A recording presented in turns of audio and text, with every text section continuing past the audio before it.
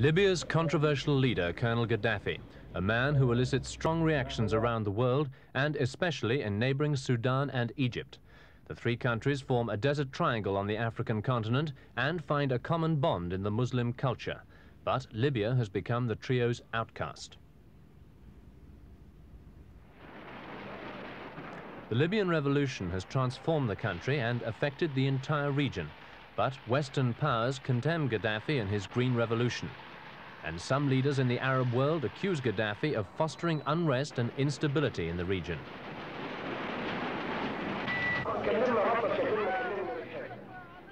But despite growing isolation, Libya continues to pursue policies which are a unique mix of strict Muslim rules and Marxist ideology. Two factors might explain Libya's rise to international prominence: massive oil revenues and a charismatic leader who, by his outspokenness and actions, has captured international notoriety. Colonel Gaddafi is still the undisputed leader of his country. Gaddafi pursues a brand of populist government which he claims is a model for all nations. He sees himself as an apostle offering his own version of Arab nationalism. He's strongly influenced by former Egyptian President Gamal Abdel Nasser, but religion plays a major part in his approach to politics. According to Gaddafi, there are no democratic governments in the world today, only different forms of dictatorship. He says the best form of democratic rule is through the masses, without parliaments, parties, referenda and elections. Gaddafi's ideas have been called fanatical. Nevertheless, he's remained in power for more than a decade. In 1969, the regime of King Idris was overthrown in a bloodless coup by a group of officers in their early 20s. Gaddafi was one of them. But it quickly became apparent that revolutionary Libya would be led by one man, the author of Libya's so-called Green Revolution.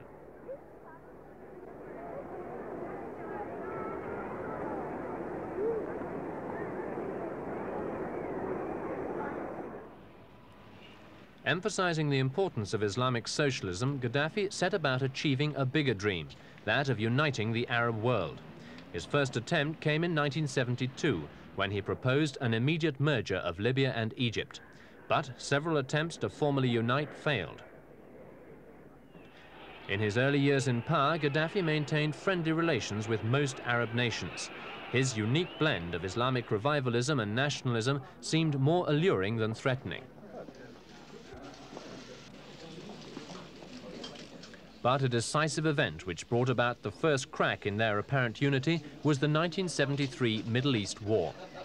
Gaddafi was apparently kept in the dark about preparations and ignored when he criticized the ceasefire. After the war, relations between Libya and her neighbors steadily deteriorated. But there's another factor which helps to explain the collapse of various Arab friendships: Gaddafi's increasing reliance on the Soviet Union.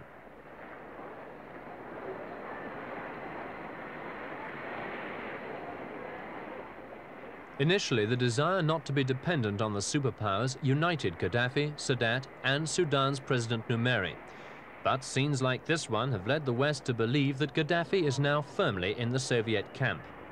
It's now alleged that Gaddafi has purchased $12 billion worth of arms from the USSR and invited several thousand East European and Cuban advisors into Libya.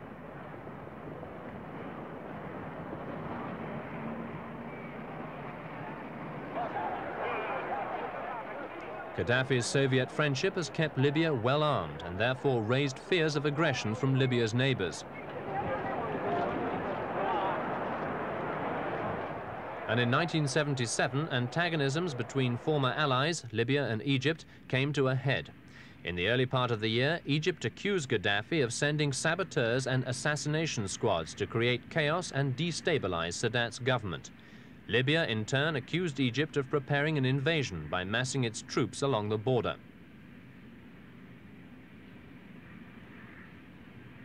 An open conflict between the two finally erupted in July. Egyptian troops advanced a short way into Libyan territory, and the Egyptian Air Force bombed Libyan military airfields, as well as destroying Soviet-built radar stations there.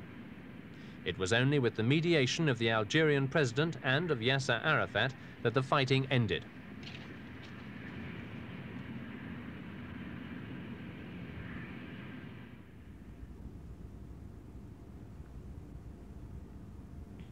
One of Gaddafi's most outspoken critics in recent years has been President Numeri of Sudan.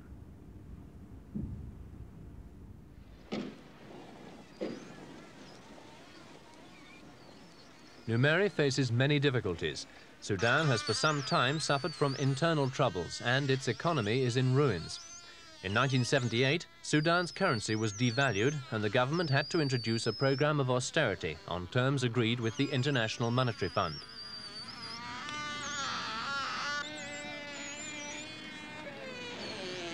To make matters worse, imports are outrunning exports to the tune of $1 billion a year, and inflation is running at 50%. Recently, Sudan has asked the IMF for a loan of $250 million to cover balance of payments deficits.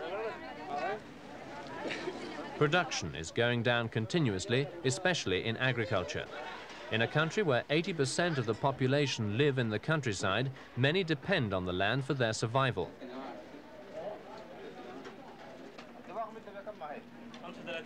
But the main crop is cotton, and its relation to food is its purchasing power, both for the tenant farmers who produce it and to the seasonal workers who cultivate it.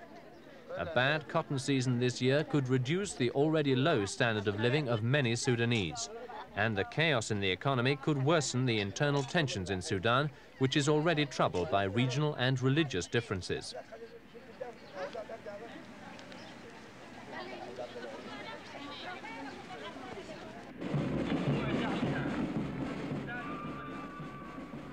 Since seizing power in 1969, President Numeri has survived several attempted coups.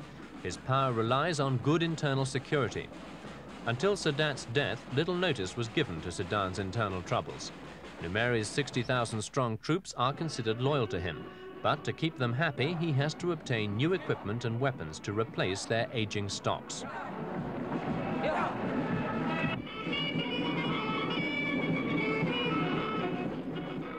But expressions of loyalty like this one, the anniversary celebration of Numeri's coming to power, cannot hide the fact that many are dissatisfied with the way he's handled the country for the last 13 years. Lately, Numeri has become pro-Western.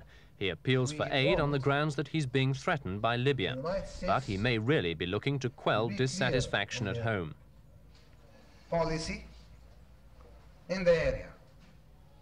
Last September, more than 10,000 people were arrested after an abortive coup, which Numeri alleged was Libyan-backed. Sudanese government officials say that in 1976, Gaddafi sponsored another coup attempt in which hundreds died. In response to the alleged threat of Libyan interference, the United States has rushed to Numeri's help. Intending to do so that Chad was a French colony until 1960. Since independence, the country has been in a state of civil war involving many different factions. It was the intervention of Libyan troops less than a year ago which enabled Gukuni Uwedi to temporarily settle the issue. It's estimated that 10,000 Libyan troops are still in Chad to help Uwedi.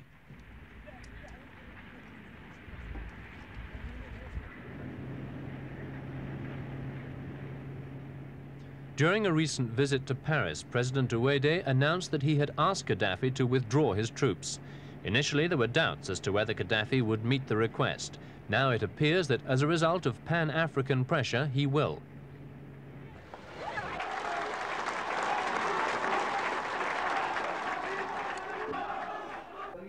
Gaddafi's intervention in Chad is the only military success he can claim. Never forgetting his dream of unification, Gaddafi had wanted to merge Libya and Chad, but it now seems that he's willing to temper his desires for unity in order to keep friends close to home. Libyan troops will soon be replaced by a force from the Organization of African Unity.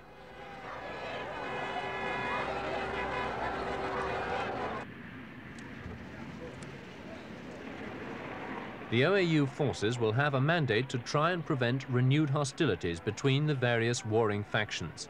Several Central African states have already agreed to provide troops under the auspices of France for the peacekeeping operation. It's hoped that Libya will soon withdraw completely.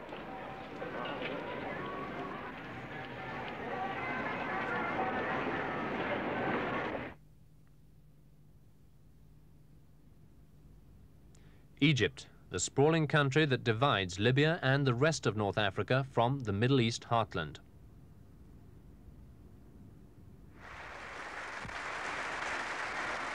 For 11 years, Anwar Sadat was undisputed leader of Egypt, the natural successor to President Nasser.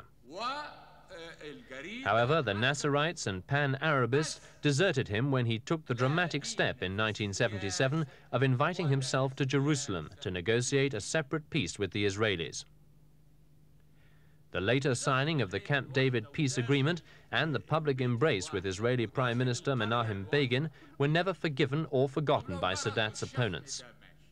This may be why he finally died beneath a hail of bullets on October the 6th, ironically reviewing a parade to mark the anniversary of his finest hour, the 1973 crossing of the Suez Canal.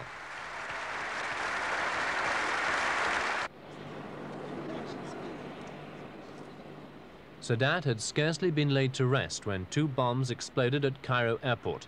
They had been hidden aboard a Maltese airliner flying in from Tripoli. The Libyan connection surprised no one.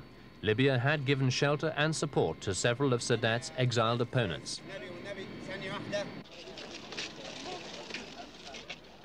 Libyan radio and television kept up their hostile broadcasts even when Sadat's vice president, Hosni Mubarak, was elected to the highest office. Though trained as a pilot in the Soviet Union, he fully supported Sadat's moves towards the West.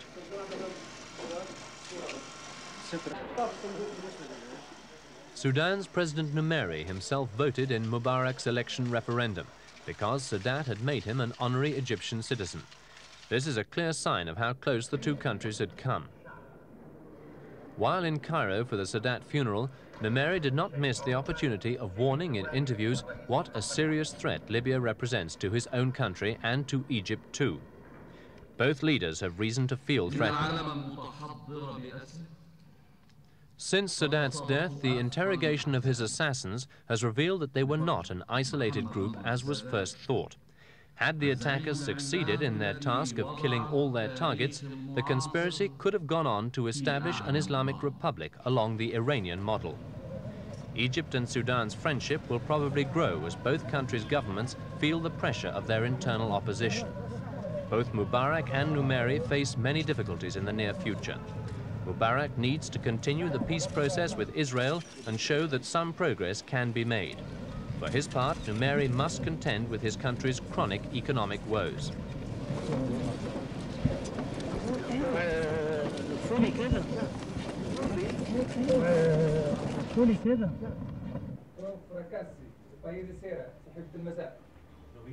The Desert Triangle countries are no longer the friends they used to be.